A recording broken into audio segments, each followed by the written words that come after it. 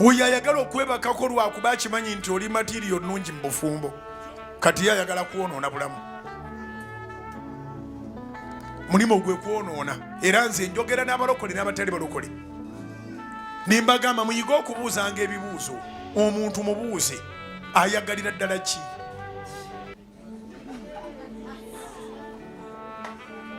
kibuuzo kyange kizibu nnyo nga musese oyo akugamba nti kati akufa ayagalira ddala ki kukutuuka akalaba omubiri gwo ayagala kuwasa bw'omubuuzanga oligenda okulira nga likuddamu eriyaye tompanvuya naawe esikuwanvuya naye oli ku lugendo lwange oyonoona kati bwaddamu nti ayagala kuwasa nga omugamba okoze bulungi nze nandiwo kasita tumale okulaba abakadde balina ente ze baagala balina n'ebirala bye baagala ate balina n'okusiima nange sisiima bw'omu mulembe guno ekisinga okubonyabonya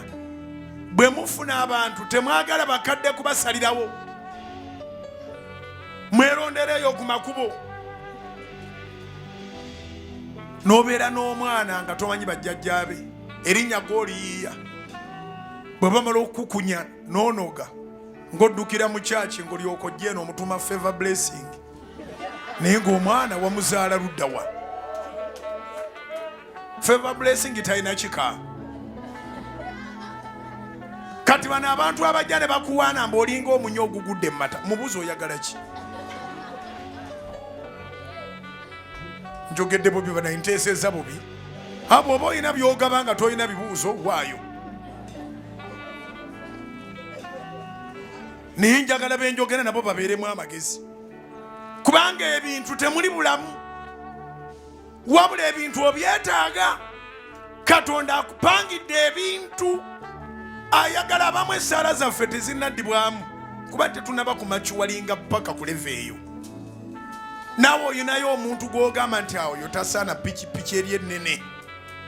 asaana kagaali oba asaana pikipiki entonotono ng'ennene togimuganyera kuba tomwagaliza omanye ejja kumutta